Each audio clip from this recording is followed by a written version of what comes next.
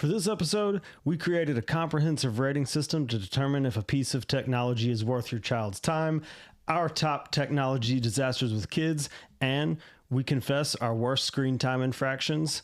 All that and a little bit more. This is Dad Mode.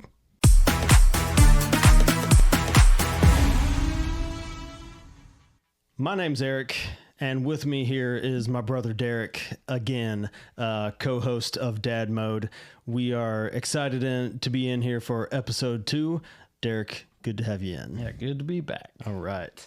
So, as I mentioned at the top, we created a comprehensive rating system with the help of ChatGPT, who fancied it up with some cool names and acronyms and whatnot, to determine whether or not a certain piece of technology, if you will, is worth our kids' time. So, in partnership with my trusty friend ChatGPT, we came up with tech, which they, of course, ChatGPT, of course, shoehorned that acronym in. Yeah.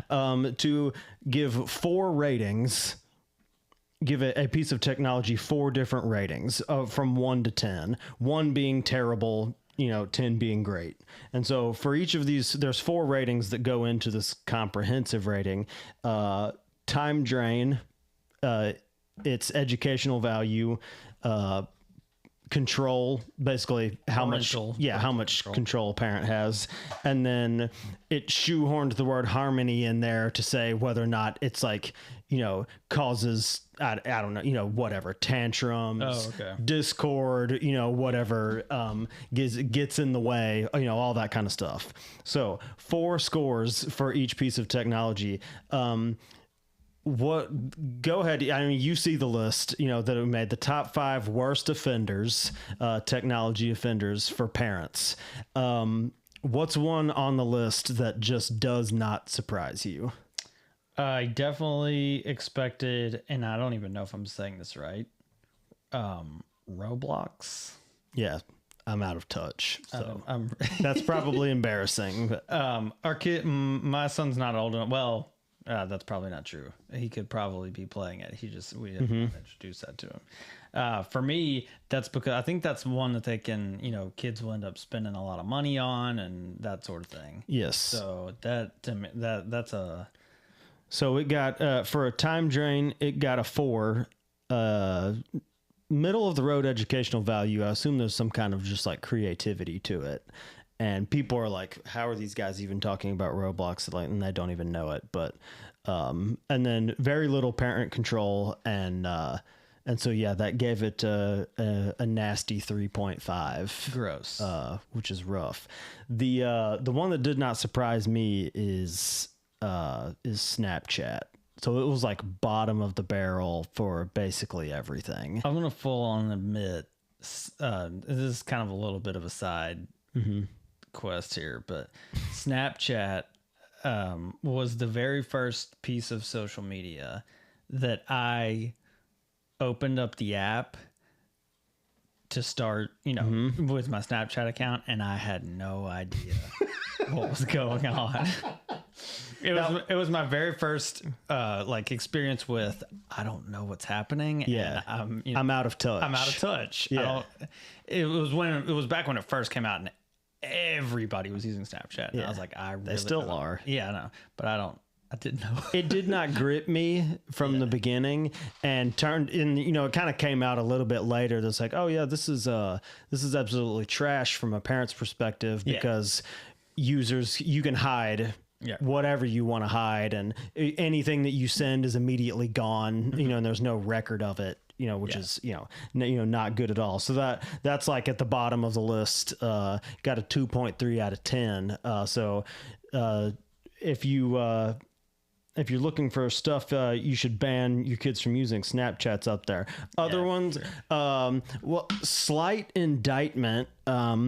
here on us is that YouTube made the list with a 2.5, and good chance that many of you are actually watching this on YouTube right now. It did clarify that completely unfiltered YouTube. So, Sure. there's a YouTube Kids app, and that sort of thing, which is actually not very nice. Very nice. You could load it with one video if you want to. Right. You can tell it what to expect. So that's pretty cool. So for the smaller kids, it works pretty well. Yeah. For the older kids, I don't know. Tell them to watch Dad Mode. 10 out of 10. TikTok, not surprising. I think there's a little bit more parental control to that one, but to me, it's just still a no-go. And because the stuff that goes viral just it's far more adult than it needs to be for kids. Yeah, that and everything is like short, super quick, and just part of the going away of the American attention span. Yeah, not ADHD culture. Yeah. And that's not to take away from actual diagnoses of that, but just that we kind of lean into that sort of thing as well. But anyways, so those are some of your bottom of the barrel shorts and reels, YouTube, Instagram, that sort of thing. Obviously got a low score as well because it's really hard for us as parents to kind of dictate what shows up there. So stuff to stay away from. Things you can be looking for, we can be looking for as far as things that rated high, which I find really not funny, but interesting and honest in our ratings, that the highest rating we could possibly come up with and so I teased ChatGPT with this a little bit to try to get the highest rating possible out of it. And you guys probably remember from last episode, if you watched it, we were talking about some of the stuff like screen time, and Minnow is just a faith-based kids app. There's other ones, Yippee, some other ones. So it's like I said, it's not an ad read, but I teased it in there to see how high of a score it could get for faith-based kids content, and it still only got an 8.5. So technology, just in general, it's like there's always that little bit of a drain that's going to happen. I was proud on this list that we own a Nintendo Switch, and it got up there with a 7.3, which is, if you have young kids, not bad, and you're going to get into like the video games and stuff, whatever, Nintendo Switch absolutely the way to go. Especially with family titles. Yeah, for sure. They got little stuff for kids, and parents can take just about as much control as they want to take. Mm-hmm. Minecraft in creative mode apparently got a pretty good score, and once again, I'm going out of touch here. Never played it after my time. So, and my kids don't know about it yet. So we'll see. But that way. It got a pretty good score too, 7.3 out of 10. But yeah, I love that Nintendo Switch. That one actually, like you said, can create some pretty good family time. Yeah, who doesn't love playing a little bit of Mario Kart? Oh, me. I mean, come on. Okay, so now moving on from that, I wonder if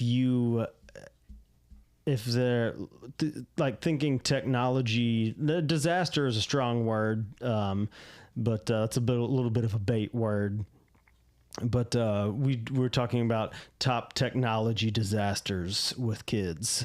I can lead us off with a pretty funny one, and one of the reasons why this kind of stuff happens and makes me hate technology, makes me become old man yelling at cloud. My son, when he was couldn't have been older than 1 or 2, probably 2 years old, with the TV off, he turned the TV on somehow. I get, that's not the hard part to understand. Yeah. He turned the TV on without knowing what the power button was, and he re-upped our Netflix subscription. How? It should be mathematically impossible. He re-upped our Netflix subscription, and I don't know how a toddler does that because you have to log into the app. Yeah. You then have to go to the right place, and I don't know how many correct steps it takes to get there.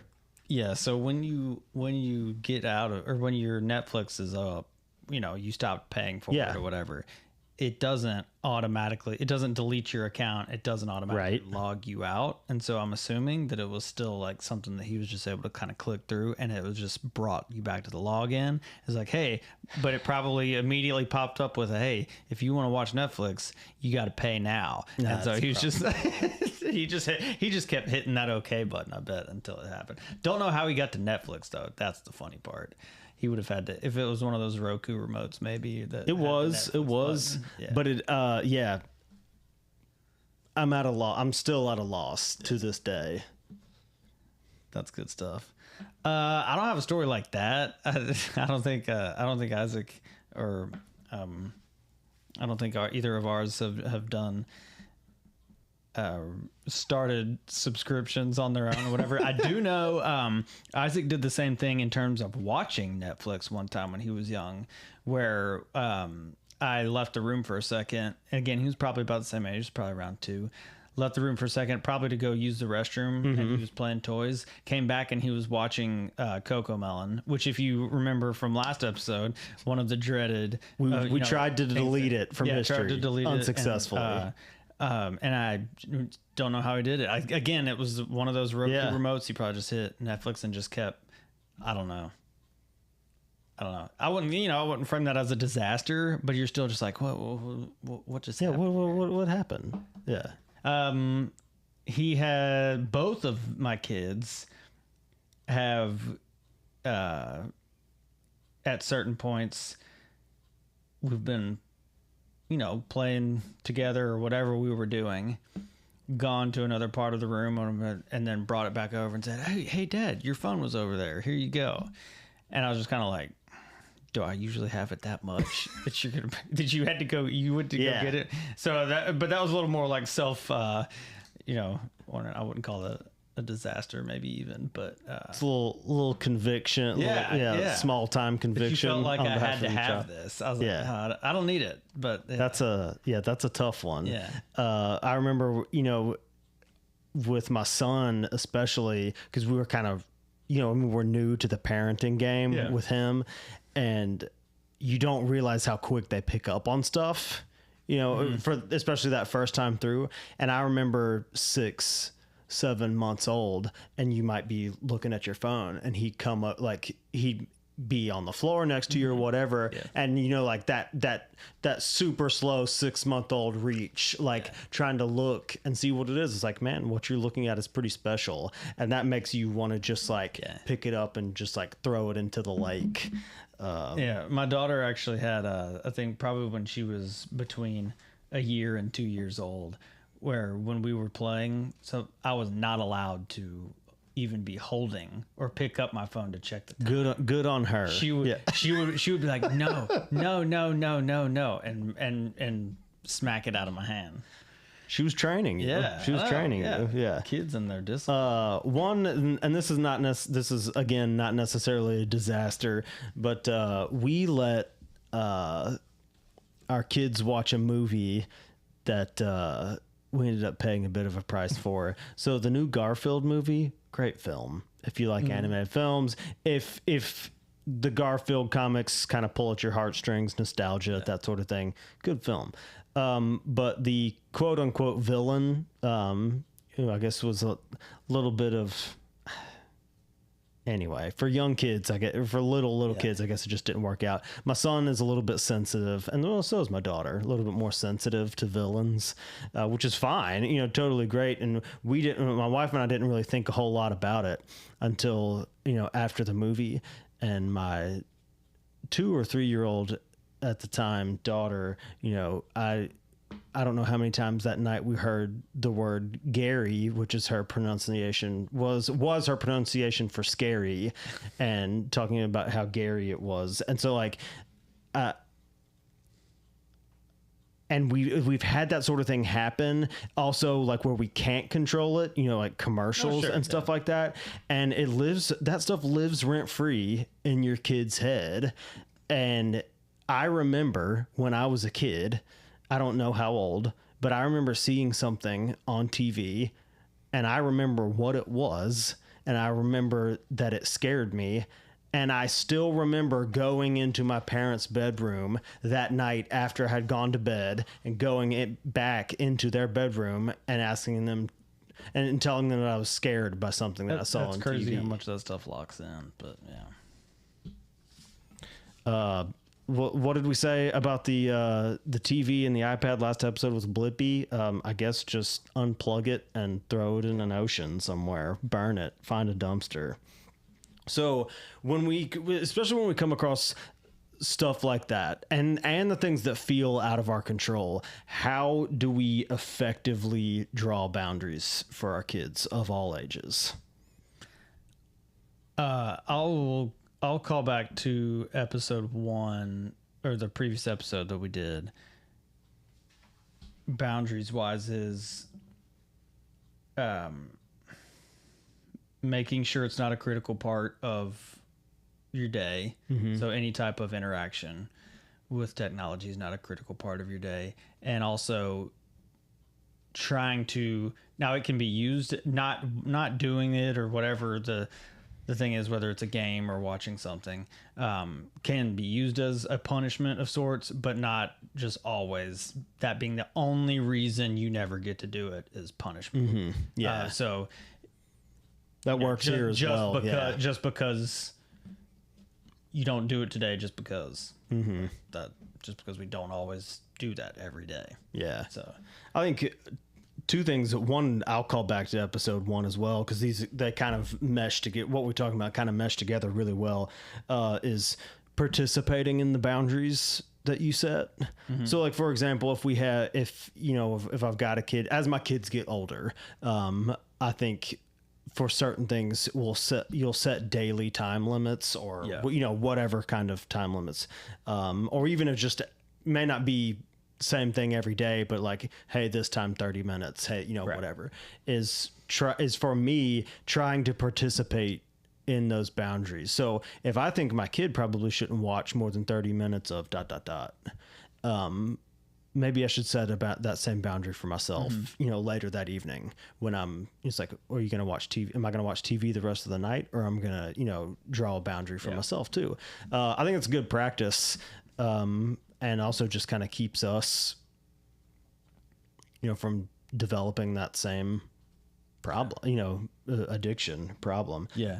And then 2, I love taking away options, I should say, as opposed to like making it feel like, especially works with younger kids. My kids are 5 and 3, and not really giving, if I don't want TV to be, if I don't want TV to be what's happening at the moment, then I don't give it as an option. Everybody outside. Well, I want to watch TV. It's like, well, we're all going outside, and if options go away, and everybody's doing it, then I feel like for me, that's the strongest way to kind of break loose from there. And it's like, you think about, 30 years ago, the availability wasn't there for a lot of this stuff. And so changing the availability of certain things, it's kind of points to what you're saying is like, it's not even available right now. Yeah. We're not, and that's important, like you said, for us to even do for ourselves. Just don't make it available to yourself. And that applies to way beyond more than just screen time and kind of what we're talking here. Yeah. Don't make it available to yourself is a huge proponent, because when we make that, when the dopamine hits are that readily available, our brain is always going to choose those. Yep. And we have to train it to make other decisions. Yeah, absolutely. And I think it's all about, it really comes down to the balance, and, the Bible, because I feel like the Bible presents a really good balance when it comes to like parenting and parenting with discipline, and not just, I don't look at it just as like disciplining my kids for for punishment reasons, but discipline as in like how to live, and how to be disciplined. Because like I love the verse in Ephesians 4 or Ephesians 6 is a great reminder, and I'll read it straight out. Fathers, do not provoke your children to anger by the way you treat them. Rather, bring them up with the discipline and instruction that comes from the Lord. And then you also have in Proverbs 13 talking about how, that parents should not spare their child from discipline. I think in that verse it calls it the rod of discipline. Like, don't spare your child the rod of discipline. Or those that do, I think it even uses the phrase hates their children. And so it's like, well, those kind of seem like two different things, or like contradictory. But it's really more about creating a balance, and that I don't, that I don't know. I just feel like the balancing it all is where I struggle the most when it comes to parenting and when it comes to setting ground rules. And I just know it requires a lot of prayer and sometimes and that's one of the things, like, I mean, if you're listening to this and you disagree with our religious beliefs, so you'll roll your eyes, but it's that call on Jesus. He cares about this stuff. Yeah. And because it does say, like, with the discipline and instruction that comes from the Lord, like, he's there to guide us in that. I pray when I'm praying for my kid in a situation, like if he had if my son, let's say he had a bad day or something like that and was disrespectful to his parents, my prayer is that, number one, he'll be respectful to his parents, but also that God will guide me in helping him learn how to be respectful to us and to other people. Mm-hmm. And so call on Jesus. As we go, just to prove to everybody else out there that we're talking about this stuff, but we are no better than you. Hit me with one of your worst quote unquote technology or screen time infractions, if you will, as an adult. I'll take the lead. Yeah, I don't know how to pick. I'll take the lead. With my children at the table, with my children at the dinner table, my wife had to tell me to put my phone away. I'm no better than you. Or your kid, apparently. You know better than you or your kid. And that's happened more than one. That has happened more than one time. And yeah, so when I get frustrated with my kids, I'd be like, hey, you remember that time? Yeah, it's like give your kids a little grace. Yeah, because for sure. Yeah, you have a problem pulling out your phone at the dinner table. Oof. I've probably done that before. Trying to think what else.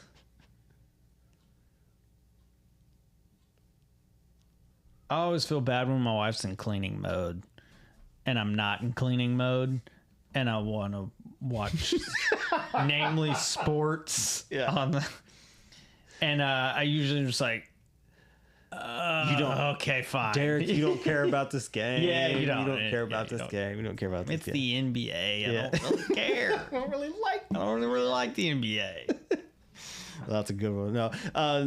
Next time on Dad Mode, we will shift away from the technology talk and get into some other things. Thank you for joining us for this one. If you have watched this far, please do hit like and subscribe buttons wherever you are. We would love to have it, to have that from us, and so you don't miss any more Dad Mode content. Also, if wherever you are listening or watching has the opportunity to comment, please do let us know your tech disasters or screen time infractions. Make us feel better about ourselves. So thanks for tuning in to Dad Mode. For Derek, I'm Eric. See you.